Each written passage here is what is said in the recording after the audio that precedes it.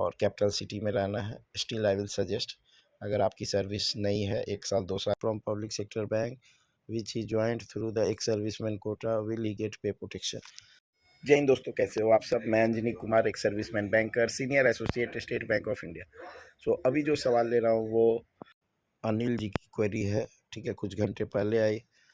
Thank you, sir, for clarification. Kindly confirm if an EXM has availed EXM quota and apply as a civilian candidate for RBI, then pay protection is applicable or not for him if he gets selected. ठीक है, मिलती जुलती query इनका दुतुन्ना रेड्डी जी का भी है, कुछ घंटे पहले वो भी आई। Sir, after availing EXM quota, if selected in RBI assistant in general category, will I get pay protection in RBI?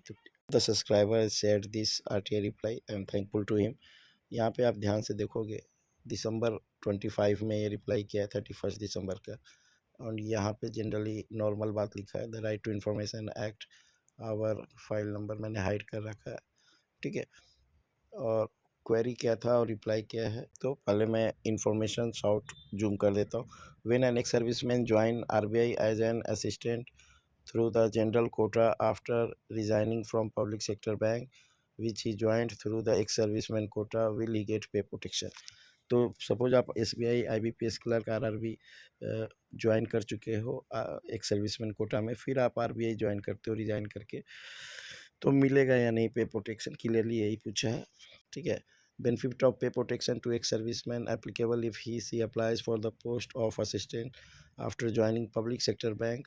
The supporting memorandum dated 14th August 2014 of the Department of Personnel Training Government of India is attached as Annexure 1, ठीक है। ये office memorandum भी लगाया साथ में, ठीक है।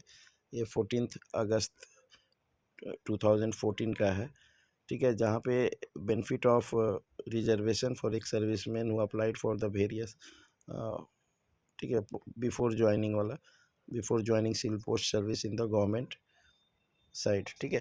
तो इसमें ये एक्चुअली उसके लिए कि आप कोटा ले सकते हैं कि नहीं, ये पे फिक्सेशन के लिए ये नहीं है, ये कोटा के लिए है, ओके। उन्होंने will not be applicable proper way में लिख दिया है, ठीक है, बट ये जो दिया है 2014 का लेटर, वो किसी और पर्पज से है, वो है उसके लिए कि आपको एक सर्विसमैन कोटा मिलेगा या नहीं, वो पे प्रोटेक्शन के बारे में नहीं बोल रहा है, ठीक है। तो इसके लिए भी कोर्ट केस करके आप जा सकते हो, ठीक है। एंड ये जो आपको जो लोग 16th को नोटिफिकेशन आया है, 16 फेब से पहले ज्वाइन कर चुके हैं, उनकी भी क्वेरी आ रही थी कि क्या वो एक सर्विसमैन कोटा में अप्लाई कर सकते हैं। तो आप नहीं कर सकते, अगर आपने कहीं भी ज्वाइन नहीं किया है, ठीक है, तभी आप अप्लाई कर सकते हो एक सर्विसमैन कोटा में। यस, आप जनरल कैटेगरी, पेरेंट कैटेगरी से अप्लाई कर सकते हो। नोट देने के बाद अब आपको अपना कॉल लेना है कि आपको पे फिक्स अगर इन केस नहीं करता है तो फिर आप क्या करोगे। आपको अगर वर्क लाइफ बैलेंस चाहिए और कैपिटल सिटी में रहना है, स्टिल आई विल सजेस्ट, अगर आपकी सर्विस नहीं है 1 साल 2 साल ही हुई है, तो भी अगर विदाउट पे फिक्सेशन भी अगर आप ज्वाइन करते हो तो आपको ओवरऑल बेनिफिट है। और पे फिक्स के लिए आप कोर्ट केस कर सकते हो।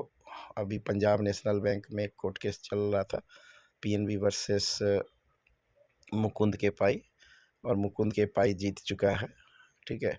और आई थिंक फरवरी या मई महीने में सभी PNB स्टाफ जो हैं, एक सर्विसमैन जिनका स्टैग्नेशन पे फिक्स्ड हुआ था 20th स्टेज, वो इसमें बेनिफिटेड होंगे, ठीक है। मुकुंद के पाई को 24th स्टेज पे अभी वो फिक्स होकर एरियर मिलेगा, okay. So you have to take the final call कि क्या करना है, अप्लाई करना है नहीं करना है। बट RTI रिप्लाई के हिसाब से यू आर पे प्रोटेक्शन आपको नहीं मिलेगा। Hope you like this information. Thank you for giving your precious time. God bless you all. और कुछ इंपॉर्टेंट क्वेरी हो तो आप कमेंट सेक्शन में लिखना।